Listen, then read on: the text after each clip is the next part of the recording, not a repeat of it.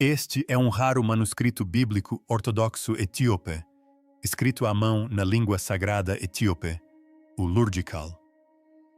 Aqui estão as palavras finais de Jesus após a ressurreição, que já eram conhecidas, citadas, traduzidas e registradas na história. Mas, nas profundezas das terras altas da Etiópia, dentro de uma Bíblia antiga, da qual o mundo raramente fala, estudiosos descobriram uma passagem que nunca deveria ter sido vista. Palavras proferidas após a ressurreição que não aparecem em nenhuma escritura moderna. Este manuscrito é anterior a muitos textos bíblicos ocidentais preservados por séculos em isolamento, intocados por concílios, edições ou políticas imperiais. E o que ele contém é perturbador. Não se tratam de bênçãos poéticas ou despedidas serenas. São palavras diretas, urgentes e estranhamente proféticas que desafiam nossa compreensão da própria ressurreição e do que Jesus esperava que acontecesse em seguida. Durante anos, esses versículos foram descartados como lenda, perigosos demais, disruptivos demais, diferentes demais. Mas agora, digitalizações em alta resolução e traduções renovadas estão forçando os estudiosos a reexaminá-los. Antes de revelarmos o que essas palavras sobre a ressurreição realmente dizem, inscreva-se, porque descobertas como essa não permanecem ocultas por muito tempo. A Bíblia, o mundo esquecido. A maioria das pessoas cresce acreditando que a Bíblia sempre existiu em uma forma final e fixa. Os mesmos livros, a mesma estrutura, a mesma história em todos os lugares. Mas essa ideia se desfaz silenciosamente no momento em que se olha para a Etiópia. A Igreja Ortodoxa Etíope preserva uma das tradições bíblicas mais antigas e completas da Terra. A Bíblia deles não se limita à lista familiar que a maioria das pessoas conhece hoje. Ela contém 81 livros, muito mais do que a Bíblia protestante, que inclui apenas 66. Isso significa que escritos, ensinamentos e narrativas inteiros nunca foram transmitidos para a maior parte do mundo. Não se perderam acidentalmente, mas foram deixados para trás ao longo de séculos de decisões, debates e lutas pelo poder. Para entender como isso aconteceu, é preciso voltar ao século IV. Enquanto o cristianismo ainda estava se definindo, missionários da Síria viajaram para o sul, até o reino de Ashum, atual Etiópia. Eles não trouxeram uma Bíblia resumida e finalizada. Chegaram carregando uma vasta biblioteca de escritos sagrados, evangelhos, histórias e ensinamentos que ainda eram considerados válidos e autorizados na época. Em outros lugares, especialmente no mundo romano, os líderes da igreja mais tarde discutiriam sobre quais textos eram aceitáveis e quais não eram. Concílios foram realizados, livros foram rejeitados, alguns foram proibidos por completo. Mas a Etiópia se manteve à parte de tudo isso. Isolada geograficamente nas terras altas e politicamente independente, a Igreja Etíope nunca foi forçada a se conformar às regras de Roma. Nenhum império reescreveu suas crenças. Nenhum conselho exigiu revisões. Assim, eles preservaram tudo com cuidado e fidelidade, geração após geração. Enquanto o resto do mundo cristão restringia seu cânone, a Etiópia manteve intacta a amplitude original. E por quase 2000 anos, esses textos antigos sobreviveram à vista de todos, aguardando silenciosamente, enquanto grande parte do mundo se esquecia de sua existência. O Pacto dos 40 Dias. Entre os muitos escritos antigos preservados na Etiópia, um se destaca como especialmente poderoso e perturbador. É chamado de Mashafi Kedan, frequentemente traduzido como o Livro do Pacto. Segundo a tradição etíope, este texto registra o que Jesus ensinou aos seus discípulos durante os 40 dias após a ressurreição, antes de ascender aos céus.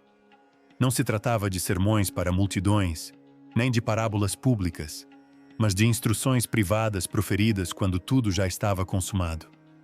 E a voz de Jesus neste livro é notavelmente diferente da imagem com a qual muitas pessoas estão acostumadas. Aqui, ele não fala apenas como um professor itinerante ou um guia moral. Ele fala como o governante do céu e da terra, calmo, autoritário e profundamente sério. Sua mensagem é clara. Seus seguidores devem levar o reino de Deus ao mundo, mas não pela força, pela política ou pela violência. Seu verdadeiro poder viria do Espírito Santo, não de instituições ou exércitos. O que acontece dentro do coração humano, ensina ele, importa muito mais do que qualquer edifício, ritual ou demonstração externa de fé. Então, o tom muda. Jesus adverte que suas palavras serão eventualmente distorcidas. Seu nome será usado para status, riqueza e controle. Ele descreve um futuro onde as pessoas declaram devoção a ele em voz alta, mas vivem muito longe do que ele ensinou. Templos imensos serão erguidos, cobertos de ouro e pedra, enquanto o verdadeiro templo, a alma humana, será negligenciado. Essas advertências soam desconfortavelmente familiares hoje. Mas o texto vai ainda mais longe. Jesus fala de guerras travadas em seu nome, de mentiras sendo aceitas como verdade e de crentes sinceros sendo silenciados. Uma frase em particular ressoa profundamente. Bem-aventurados os que sofrem pelo meu nome, não em palavras, mas em silêncio. Este é um Jesus que se coloca ao lado dos invisíveis e esquecidos. Aqueles que creem em silêncio, profundamente e honestamente, mesmo quando o mundo não está ouvindo, deixam de lado o Apocalipse. Os avisos que Jesus dá nos textos etíopes não se limitam à corrupção silenciosa ou à fé equivocada. De acordo com esses escritos, o que ele revela a seguir é muito mais sombrio e perturbador do que qualquer coisa encontrada no livro do Apocalipse.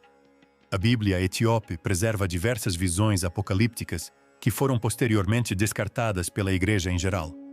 Uma das mais marcantes é o Apocalipse de Pedro. Embora pequenos fragmentos deste livro tenham sobrevivido em outros lugares, a Etiópia guarda uma das versões mais completas conhecidas, e seu conteúdo não é simbólico de uma forma reconfortante. É gráfico, pessoal e difícil de esquecer. Neste texto, Jesus leva Pedro, após a ressurreição, a uma alta montanha e lhe mostra duas visões. Primeiro, a glória futura daqueles que permanecem fiéis. Mas depois vem a segunda visão, o destino dos corruptos. O que Pedro vê não é uma punição abstrata, mas sim precisa e direcionada. Aqueles que distorceram a justiça e aceitaram subornos são mostrados em rios de fogo. Os que mentiram sob juramento são forçados a mastigar a própria língua em agonia. Cada punição reflete o próprio pecado. O detalhe é tão vívido que obras posteriores, como o Inferno de Dante, parecem contidas em comparação. Não há distanciamento poético aqui. A mensagem é imediata e perturbadora. Por que Jesus revelaria algo tão aterrador ao seu discípulo mais próximo?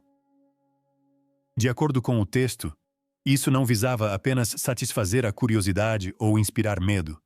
Era um aviso, um olhar final e sem filtros sobre as consequências da ganância, da hipocrisia e da fé corrompida, e uma lembrança do que estava realmente em jogo se seus ensinamentos fossem ignorados.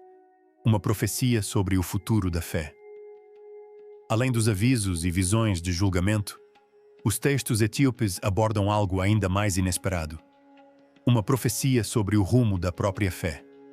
E ela não aponta para instituições poderosas, líderes famosos ou grandes centros religiosos. Segundo esses escritos, Jesus fala de um tempo nos últimos dias em que sua voz se erguerá novamente, mas de lugares onde ninguém está olhando, de desertos e montanhas, de terras distantes, dos descendentes de pessoas que outrora foram escravizadas, ignoradas ou relegadas às margens da história.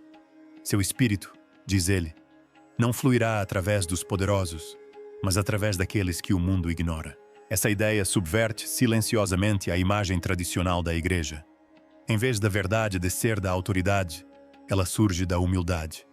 Em vez de ser anunciada de tronos ou púlpitos, ela emerge do silêncio, do sofrimento e da perseverança. A fé, nessa visão, não é algo possuído ou controlado. Ela é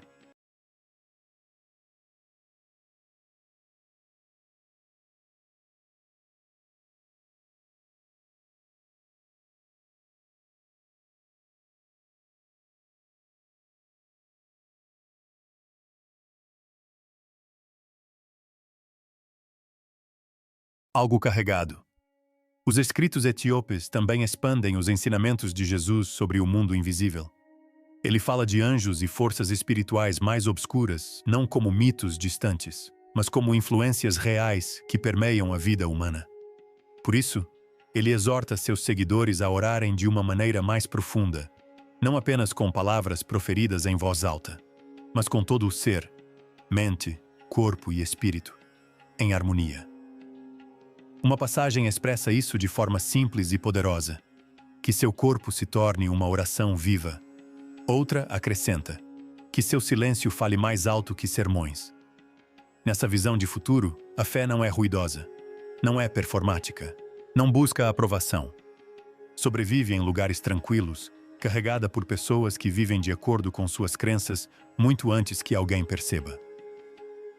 Por que a Igreja Ocidental rejeitou esses escritos? A pergunta óbvia é: se esses escritos eram conhecidos nos primeiros séculos, por que não se tornaram parte da Bíblia que o mundo ocidental herdou? De acordo com a tradição etíope, a resposta não é teológica, mas prática e incômoda. O primeiro motivo é o controle. À medida que o cristianismo se espalhava pelo Império Romano, os líderes da Igreja enfrentavam um enorme desafio: unificar a crença em vastas regiões e culturas. Uma Bíblia padronizada e mais curta era mais fácil de administrar, ensinar e defender. Textos complexos, com várias camadas ou abertos à interpretação pessoal, tornavam essa tarefa mais difícil. Assim, Roma restringiu o cânone, priorizando a clareza e a autoridade em detrimento da amplitude espiritual. O segundo motivo foi o misticismo. Muitos textos etíopes estão repletos de visões intensas, encontros angelicais, hierarquias espirituais e batalhas invisíveis que ocorrem além do mundo físico. Para os líderes ocidentais focados em estrutura e ordem, esse material parecia imprevisível. Experiências místicas não podem ser regulamentadas. Elas convidam a encontros pessoais com Deus, e isso as tornava arriscadas. Mas a razão mais profunda pode ter sido o medo. Esses escritos encorajam os crentes a buscarem a Deus diretamente. Eles descrevem Jesus permanecendo na terra por 40 dias após a ressurreição, revelando o que chamam de pergaminhos celestiais. Neles, ele ensina que cada pensamento importa, que cada um constrói uma escada para a luz ou um caminho para as trevas. Não há meio termo, nem terceirização espiritual. Ainda mais perturbador, Jesus adverte que suas palavras serão alteradas, sua imagem remodelada e seu nome transformado em uma ferramenta de influência e lucro. Ao observarmos a frequência com que seu nome é usado hoje para justificar poder, riqueza e controle, essas advertências parecem perturbadoramente precisas e levantam uma questão inquietante. Esses textos foram rejeitados por serem falsos ou por serem reveladores demais? Acordando do sonho.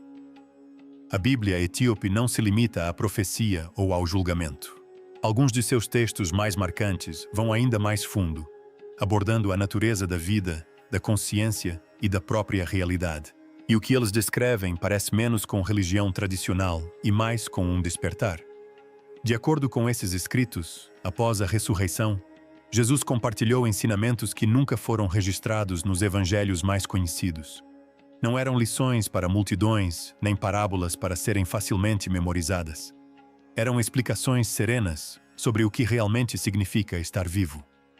Jesus ensina que a morte não é o fim da existência. O corpo, diz ele, é temporário, como uma roupa que eventualmente se desgasta. Quando a alma se vai, o espírito não desaparece. Ele retorna ao lar. O que as pessoas realmente deveriam temer, explica Jesus, não é a morte, mas viver sem espírito. Ele descreve uma condição muito pior do que a morte física. Uma vida em que o coração ainda bate, o corpo ainda se move, mas a luz interior se apagou. Uma pessoa pode andar, falar, trabalhar e sorrir, mas estar completamente vazia por dentro.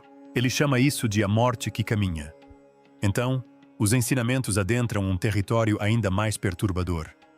Alguns textos etíopes descrevem um universo que não é tão simples quanto parece. Eles falam de dois criadores. Um é a verdadeira fonte de luz, o Pai eterno. O outro é um ser inferior, um construtor de sombras, que, em seu orgulho, moldou o mundo físico sem compreender a luz maior acima dele. Cego para o que lhe faltava, esse ser se declarou o único Deus. Por causa disso, o mundo tornou-se dividido, belo e ao mesmo tempo imperfeito, repleto de verdade e inundado de mentiras.